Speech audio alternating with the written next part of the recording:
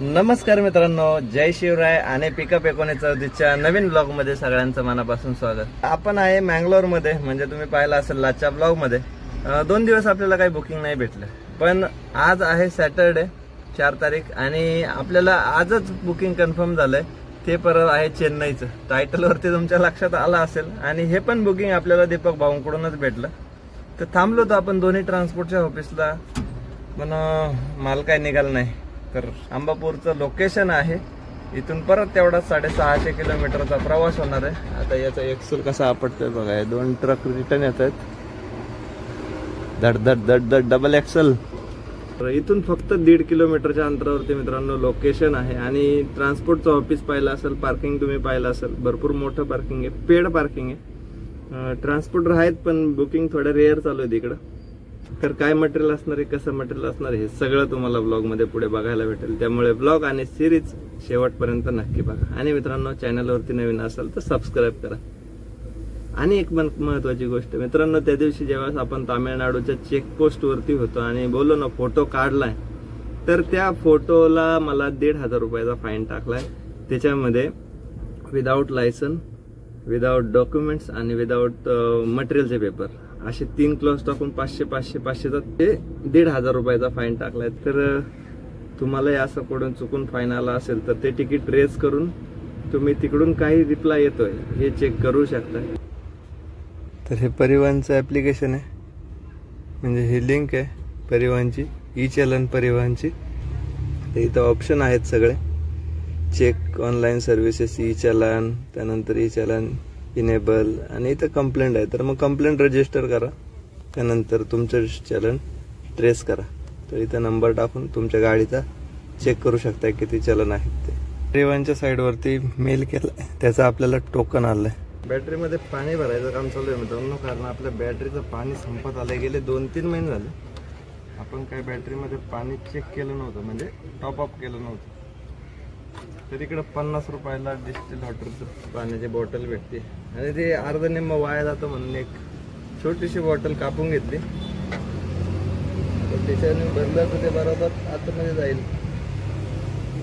तर चला बॅटरीमध्ये पाणी भरून घेऊ, ते सांडायचं।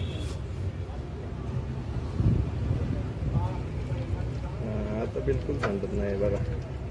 किंवा लाईफ ऍसिड फॉर बॅटरीज, तर 50 रुपयाला इकडे हे कॅन्ड भेटतं मित्रांनो, आपल्याकडे 20 रुपयाला भेटतं। आणि हे विस्कीचं जुगाड, प्लास्टिकची बॉटल, तर सांडत नाही किंवा मग बॅटरीवरची डस्ट आतमध्ये जात नाही। त्यामुळं असं हे करून काहीतरी, म्हणजे नरसाळा म्हणतो आपल्या भाषेत, तर नरसाळ्याचा उपयोग करत जायला, म्हणजे तुमचं बॅटरीच्या बाहेरची घाण आतमध्ये जाणार नाही आणि बॅटरीची लाईफ चांगली राहील। बाकी रेग्युलर रुटीन चेकअप सगळं झालेलं आहे, त्यामुळं एवढंच राहिलं होतं, हे पण करून घेतलं।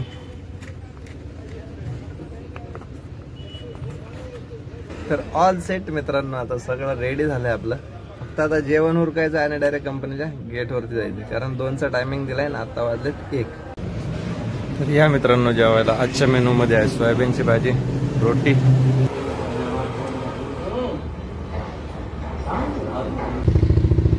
तर पोहोचलोय मित्रांनो आपण गेटवरती, समोरच कंपनीचा गेट दिसत असेल। तर बघूया मित्रांनो आता किती वेळ लागतोय। आहे आपण गेटवरती, युनिफॉर्म वगैरे घालून घेतलेला आहे, शूज आणि हेल्मेट जाताना आतमध्ये घालता येईल आणि गाडी लोडिंग करून घेता येईल। तर झाली आहे मित्रांनो आपली गाडी लोडिंग, आलोय आपण बाहेर आणि मटेरियल बघू शकता। हे 3 पेट्या आहेत, फक्त 500 किलो, टोटल 650-700 किलोमीटरचा प्रवास होणार आहे। आणि या प्रवासामध्ये मित्रांनो आपल्याला परत सेम रूट असणार आहे, सेम जंगल असणार आहे आणि बऱ्याचशा गोष्टी आज बघायला परत भेटणार आहेत। तर ज्या ज्या मिस झाल्या होत्या त्या गोष्टी आपण आज ऍड करण्याचा प्रयत्न करू। ऍक्च्युली मित्रांनो आपण 2 दिवस गंमत पाहिली, बट आपल्याला म्हणजे महाराष्ट्र साईडचं काही बुकिंग भेटलं नाही। तर हे बुकिंग त्या दिवशीच कळालं होतं, बट कन्फर्म आपल्याला जर दुसरं काही फायनल झालं असतं तर हे नसतं घेतलं। बट आता ऑप्शनच नाही आहे, 2 दिवस थांबलोय, काय बुकिंगच आलं नाही, मग हे कन्फर्म करून घेतलं। बोललो ॲटलिस्ट इथून तिथपर्यंत तरी जाता येईल। आणि उद्या संडे, तर दिवस आपला परत वेस्ट गेला असता, म्हणून हे बुकिंग झालंय कन्फर्म, म्हणजे आपण मंडेला हे डिलिव्हरी करू शकतो। भरायचं आमचं त्या गाडीमध्ये. डिझेल भरून घेऊया.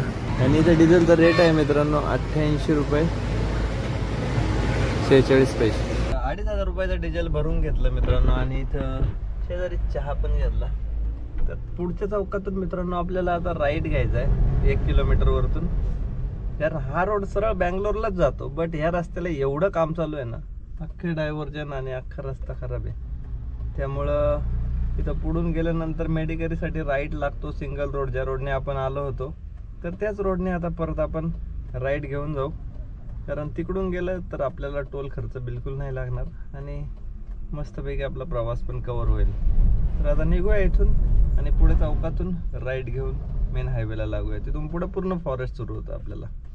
आणि आपण आलो पण ह्याच रोडने होतो आणि आता निघालोय पण ह्याच रोडने. मेडिकरी 101 किलोमीटर. आता म्हैसूर आहे 220 किलोमीटर. यांना काय झालं मध्येच, रस्ता खूप छान आहे हा आणि 50-60 किलोमीटर चढायचं आहे. तर आपल्या गाडीमध्ये मित्रांनो मटेरियल पाहिलं असेल फक्त 3 पेट्या आहेत आणि त्यांचं वजन एक 500 किलोच्या आसपास असेल. गव्हर्नमेंटचं मटेरियल आहे आणि अंडरलोडच आहे. त्यामुळे आपल्याला काही घाट चढून जायला पण काही प्रॉब्लेम नाही, कारण अंडरलोड गाडी आहे, वजन नाही आहे आणि रात्रीतच आपण घाट चढणार आहे. त्यामुळं गरम होण्याचे वगैरे काही जास्त चान्सेस नाही आहेत. तरी बघू आपल्याला कसा होतोय तो प्रवास. नक्कीच तुम्ही एन्जॉय करत असाल आपली सिरीज. तर अजूनही चॅनलला सबस्क्राईब केलं नसेल तर सबस्क्राईब करा आणि मित्रांनो बेल नोटिफिकेशन ऑलवरती सेट करा. सकाळी तुम्ही ब्लॉगच्या सुरुवातीला पाहिलं असेल, म्हणजे आपल्यावरती त्या सरकारी अधिकाऱ्यांनी म्हणजे सरकारी टोळीने जी घाण करायची ती घाण केली. म्हणजे मी थोडं याच्यातच बोलतो, कारण कसं आहे बघा, आपल्याकडं लायसन आहे, आपल्याकडं त्यानंतर डॉक्युमेंट सगळे आहेत, मटेरियलचे पेपर आहेत, पण त्यांनी फोटो काढून जी घाण करायची होती ती केली.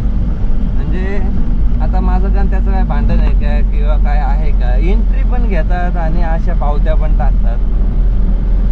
तर हे आहे भ्रष्ट प्रशासनाचं जिवंत उदाहरण. म्हणजे आपण काय त्याच्यावरती जास्त टिपका टिप्पणी करणार नाही, पण कशासाठी काय त्यांचे माझी काय भांडणं आहेत. पण हे पैसे जातात गव्हर्नमेंटच्या घशामध्ये, कारण ती पावती ते 50 रुपये जे खातात ते त्यांच्या खिशात जातात, बरोबर. आणि याच्यातून काय गव्हर्नमेंटला काय साध्य करायचं असेल, चुकीच्या पावत्या टाकायच्या आणि पैसे कमवायचे. आणि म्हणजे आपल्या कष्टाचेच ना ते, आपण का कुठं हरामाचे कमवतो का हे पैसे? नाहीच ना. तर हे पैसे यांना यांच्या घशात घालायचे, गव्हर्नमेंटच्या घशात घालायचे. तर त्यातून पळवाट काढण्यापेक्षा म्हणजे आता मी त्याच्यातून बरं तरी थोडं विचार केला, त्याच्यावरती त्या पावतीला कंप्लेंट नंबर होता ते ट्रॅक केलं, कुठून तरी काहीतरी सोल्युशन असेल म्हणून आपण ते तिकीट पण रेस केलं आणि पाठवलं. आता पुढं बघूया काय रिप्लाय येतो. जर अधिकारी समोरचा चांगला असेल, बिचाऱ्याने ते डॉक्युमेंट प्रॉपर व्हेरीफाय केले, तर तो त्यातलं 1-2 क्लॉस उडवू शकतो. कारण आपल्याला 3 क्लॉस टाकलेले आहेत 500-500-500चे. म्हणजे गाडीचे ड्रायव्हिंग लायसन नव्हतं, मटेरियलचा पेपर नव्हता आणि त्या गाडीचे डॉक्युमेंट्स पण नव्हते, असे 3 टाकलेत. मला एक सांगा, 1000-1200 किलो म्हणजे विचार करण्यासारखी गोष्ट. ज्यावेळेस तो अधिकारी कोणी चेक करणारा असेल तो बिचारा चांगला असावा अशी अपेक्षा आहे. तर तोही विचार करायला नाही, एवढ्या लांब गाडी जर जाते म्हटलं विदाऊट डॉक्युमेंटची जाणार आहे का? आणि कर्नाटकमध्ये मित्रांनो आणखी एक गमतीदार किस्सा सांगतो.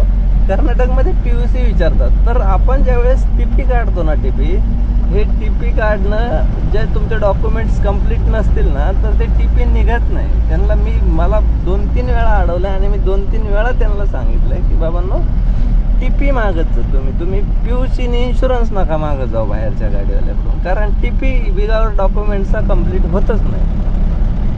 तर बघू आता, जर आपल्या त्या पावतीला जर रिप्लाय आला परिवहनच्या साईडवरती, डॉक्युमेंट्स वगैरे मेल बिल करायचे असतील तर मेल करता येतील, पण तिथं फोटोकॉपी किंवा असं अटॅचमेंट आपल्याकडे जरी ऑप्शन आहेत की आपण अटॅचमेंट म्हणून ते डॉक्युमेंट्स पाठवू शकतो, तसं परिवहनच्या साईडवरती अटॅचमेंट म्हणून आपल्याला काही पाठवता येत नाही. बट आता ज्यावेळेस आपण तिकीट ट्रेस केलं आहे तर तिकीट नंबर आहे त्याला ट्रेस करत राहू. जे छान छान हॉटेल्स आहेत, कारण 8:45 वाजलेत म्हटल्यावर जेवण उरकलंच पाहिजे. जेवून घेऊ. मस्त असं गरम गरम पाणी भेटतंय. तर आपण ऑर्डर केलंय मित्रांनो, याच्यामध्ये मिल साऊथ मिल ऑर्डर केलं आहे. 85 रुपयाला थाळी भेटते आणि खूप छान असं हॉटेल आहे, बघू शकता. तर चला जेवण उरकून घेऊ. मित्रांनो आपली थाळी, भरपूर सारं काही काही आहे. त्यात मित्रांनो गवारीची भाजी आहे, पापड आहे, सांबर आहे, लसूण आहे, डाळ आहे, भात आहे, दही आहे. या जेवायला.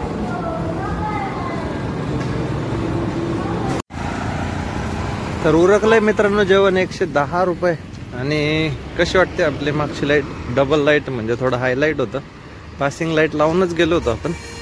एक रोटी आपण एक्स्ट्रा घेतली कारण भाज्या भरपूर होत्या आणि त्यांच्या डिशमध्ये फक्त एकच रोटी भेटायची, म्हणून मग एक रोटी एक्स्ट्रा घेतली. मॅप सेट केलाय, इथून आता आपल्याला त्या चौकात सरळच जायचं आहे.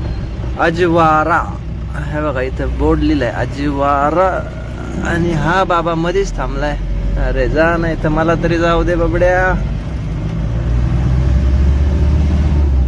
मस्त असं मंदिर आहे बघा, छोटस आहे आणि डेकोरेशन पण काय भारी केलंय गावात.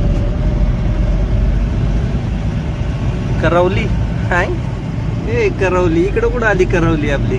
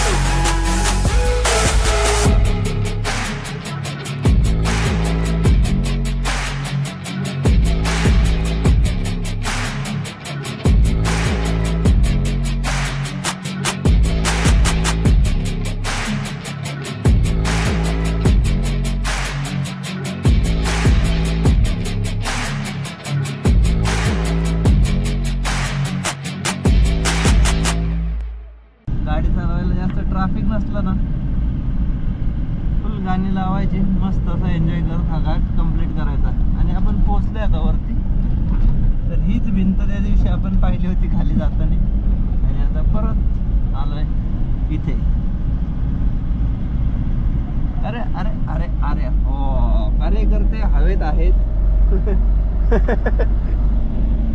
तर आलोय मेडिकरीच्या चौकात. तिथून आपल्याला घ्यायचं आहे राईट. दुसरा कार्यकर्ता फोन कानाला लावून फिरतोय. चलो